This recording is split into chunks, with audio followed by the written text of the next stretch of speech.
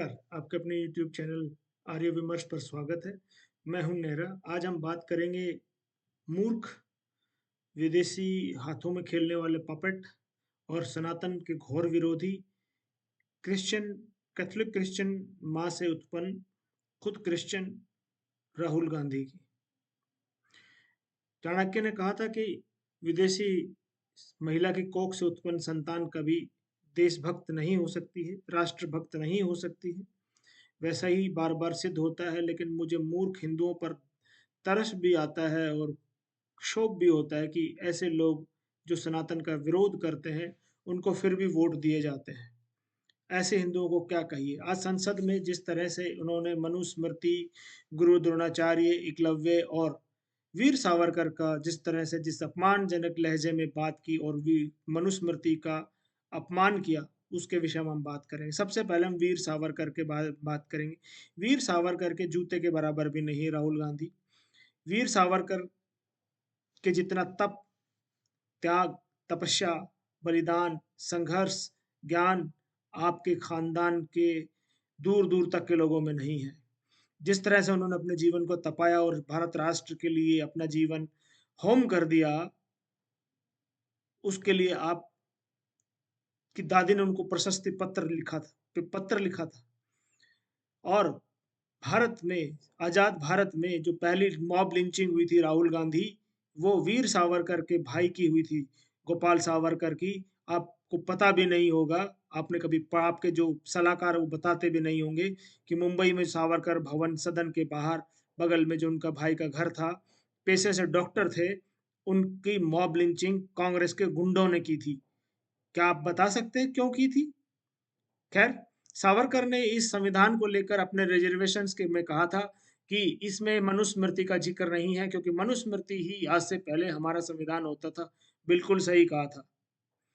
मनुस्मृति मेरे पास है, मैं इस मनुस्मृति में भी जिक्र करूंगा। आज मनुस्मृति में कुछ अध्याय हैं, उनके बारे में आपको बताऊंगा। इसमें क्या लिखा गया है, जिसके बारे में झूठ फैलाया गया है, उसके बारे में बताऊंगा। वीर सावरकर ने सही कहा था और मैं उस बात का समर्थन करता हूं। और मेरे वीडियोस आप जाकर देख सकते हैं कि संविधान को बदलना चाहिए, क्योंकि संविधान इंडियन एक्ट 1935 का एक कॉपी है और उसमें कुछ कहीं का ईंट कहीं का रोड़ा, भानुमति ने कुंभा जोड़ा करके एक संविधान बना दिया जो क्रिश्चियन और मुस्लिमों को सहायता करता है, हिंदुओं को दबाता है। और सबसे पहला जो फ्रीडम ऑफ स्पीच तो आपके परनाना ने ही इसमें कुचल दिया था। पहला अमेंडमेंट वही लेकर आए थे, राहुल गांधी जी। आज हम बात करेंगे द्रोणाचार्य के शिष्य अर्जुन और उनके प्रतिद्वंदी एकलव्य के, जिसका अंगूठे के बारे में बार बार कहा जाता है कि वो दलित थे। और ये कि लेफ्ट द्वारा जो एक कहानी गढ़ी जाती है, उसके ऊपर मैंने एक वीडियो बना चुका हूँ पहले, आप मेरे यूट्यूब चैनल पर जाकर देख सकते हैं। एकलव्य कोई गरीब नहीं था।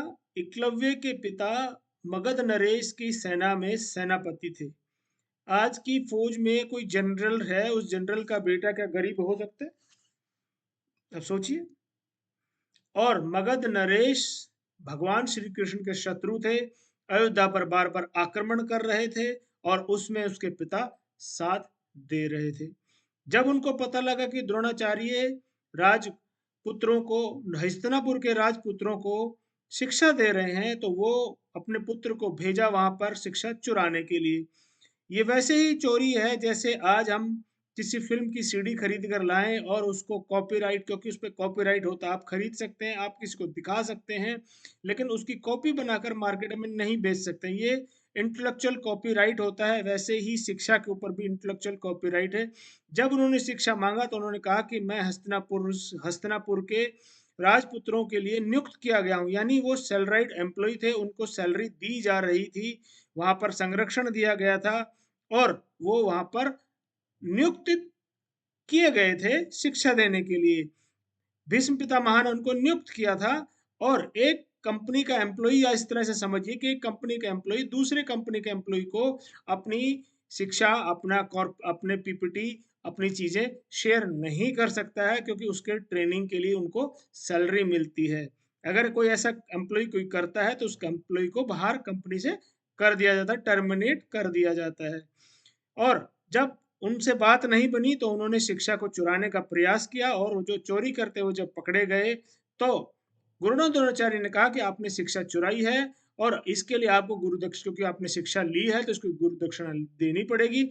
हाँ, एकलव्य ने अंगूठा अपनी मर्जी से दिया था, द्रोणाचार्य ने उसका अंगूठा नहीं काटा। राहुल गांधी जी, ये आपकी फिर झूठ है और ये तमाम उन लोगों के मुंह पर तमाचा है जिन्होंने कभी रामायण महाभारत पढ़ी नहीं की। महाभारत अगर पढ़ेंगे तो आपको सत्यता के निकट पहुंचेंगे, क्योंकि महाभारत देखने और पढ़ने में बहुत अंतर है। वेद व्यास जी ने जो महाभारतम लिखा उसको आप पढ़ेंगे तो आपको समझ में आएगी, क्योंकि आपके खानदान में तो रामायण पढ़ी नहीं जाती, बाइबल पढ़ी जाती है, तो इसलिए आपको पता नहीं है। आज हम बात करते हैं मनुस्मृति की। ये मनुस्मृति की प्रति मेरे पास है, मेरे पास बहुत दिनों से, मैं पहले भी वीडियो बना चुका हूँ। आज मनुस्मृति में क्या लिखा गया है इसके ऊपर हम चर्चा करेंगे। सिर्फ आपको चैप्टर पढ़कर बताता हूँ कि इस चैप्टर में क्या क्या दिया हुआ है। संक्षिप्त परिचय में क्या है, इसमें 12 अध्याय है, याद रखिए 12 अध्याय है। प्रथम अध्याय में सृष्टि की उत्पत्ति, प्रलय, विभिन्न अवस्थाओं के बारे में मनुस्मृति में जिक्र किया गया है। द्वितीय अध्याय में आर्य यानी जेंटलमैन के निवास, प्रवेश, आर्यवर्त की उत्तर दक्षिण दिशा, पश्चिम दिशा, जलवायु के बारे में, व्यक्तियों के चरित्र के बारे में इसमें वर्णन किया गया है। तृतीय अध्याय में गृहस्थ आश्रम के प्रवेश के अंतर्गत 8 प्रकार के विवाहों, कन्या की पात्रता, श्राद्ध के नियम आदि इसमें दिया गया है। चतुर्थ अध्याय में गृहस्थ में अपनाई जाने वाली योग्य आचार संहिता के बारे में जिक्र किया गया है। निषिद्ध कर्मों के बारे में बताया गया किस तरह के कर्म नहीं करने चाहिए। पांचवा अध्याय में मांस को भक्षण के बारे में बताया कि मांस भक्षण नहीं करना चाहिए, इससे सेवन से क्या दोष होते हैं, इससे सारी चीजों के इसमें शुद्ध कि सत्यनिष्ठा से किस तरह धन कमाना चाहिए, उन सब बातों का इसमें जिक्र किया गया है। छठे अध्याय में जो वनप्रस्थ के बारे में कहा गया है। सातवें अध्याय में राजा और उसके आचरण के बारे में बताया गया, दंड की महत्ता, मंत्रियों के परामर्श, रीति, दूतों की ईमानदारी के परख, दुर्ग रचना की, किलों की रचना कैसे करनी चाहिए, उन सब बारे में जिक्र किया गया। आठवें अध्याय में राजा को प्रजा के विवादों का निपटारा किस तरह से करना चाहिए, अपराधियों को कैसे दंड देना चाहिए, धर्म विरुद्ध साक्ष्य देने वाले, झूठ बोल जो आजकल अदालत में गीता पर हाथ रखकर झूठ बोल देते हैं, उनके ऊपर मनुस्मृति में किस तरह के दंड का है विधान, ये इसमें बताया गया है। नवे अध्याय में स्त्री पुरुष के प्रति कर्तव्यों का एवं अधिकारों का बारे में वर्णन किया गया है, जिसमें आप कॉन्स्टिट्यूशन में भी कर्तव्य और अधिकार दोनों दिए गए हैं। 10वें अध्याय में मानव जाति के 4 वर्णों के बारे में बताया गया है कि 4 वर्णों में स्त्री पुरुष और विभिन्न संतान, जिसमें वर्ग संकरण कहा गया है, वर्ण संकर कहा है कि स्थिति क्या होगी, किस तरह से उसकी स्थिति होगी, उसके बारे में जिक्र किया गया है। 11वें अध्याय में जाने अनजाने में विविध कर्मों का त्याग, निषिद्ध कार्य का अनुष्ठान, प्रायश्चित के बारे में आदि में किया गया है। और 12वें अध्याय में शरीर उत्पत्ति एवं स्वर्ग लाभ, नरक आदि के बारे में जिक्र किया गया है। इसमें कहाँ बलात्कार का जिक्र किया गया है? राहुल गांधी, तेरे खानदान में आज तक किसी ने इसको पढ़ा नहीं है, तेरे आसपास के लोगों ने कभी इसको छूकर देखा नहीं है, संसद में लहरा देने से इसका अपमान होता है। अगर राहुल गांधी और कांग्रेस में दम है तो 1979 में कांग्रेस के समय में आप जाकर देखिए, राजस्थान हाई कोर्ट के कैंपस में मनु महाराज, जिन्होंने ये पुस्तक लिखी थी आज से हजारों साल पहले, 1989 में उनका स्टैचू लगाया गया है। गिरा दो उसको जाकर, आप में हिम्मत है तो। उसके ऊपर गिराने के लिए जो भी प्रयास किए गए थे सारे विफल हो गए, क्योंकि हमारे बुद्धिजीवियों ने जाकर उसको डिफेंड किया और ये बताया कि मनु महाराज की जो स्मृति है वो किस तरह से समाज के लिए लाभकारी है, किस तरह से इसमें समाज के बारे में वर्णन किया गया है।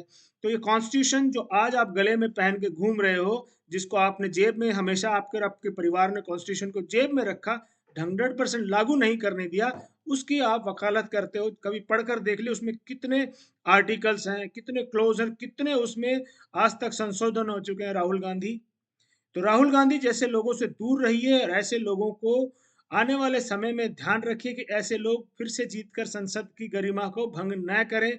और हमारे इस मनुस्मृति, हिंदुओं से मैं सभी से आग्रह करूंगा, मनुस्मृति को जरूर पढ़िए, इंटरनेट से डाउनलोड करके पढ़िए, खरीद कर पढ़िए, ताकि आपकी ज्ञान में वृद्धन हो सके और आप मनुस्मृति के बारे में आपके मन में जो जो तृष्णा है या जिज्ञासा है वो शांत हो सके। तो आशा है कि राहुल गांधी तक ये मैसेज पहुंचे और सभी हिंदुओं से निवेदन है कि ऐसी पार्टी, ऐसे लोगों से दूर रहिए, ताकि अपने विवेक का इस्तेमाल कीजिए और अपने बुरा होने से बचाइए, ताकि ऐसे लोगों से हम दूर रह सके।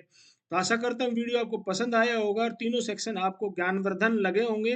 तो आप वीडियो को लाइक शेयर सब्सक्राइब जरूर कीजिए ताकि सभी लोगों तक हमारे मैसेज पहुंचे और राहुल गांधी जैसे लोगों से दूर रहिए, ऐसे देशद्रोहियों से जिनके ऊपर शिप अब तो उनकी माता भी का भी निकल कर सामने आया है। आशा करता हूँ कि आप मेरी इस बात का समर्थन करेंगे। वीडियो को पूरा देखने के साथ जुड़ने के लिए बहुत बहुत आभार। जय हिंद राष्ट्र, जय सनातन धर्म, जय जय हिंद, जय भारत।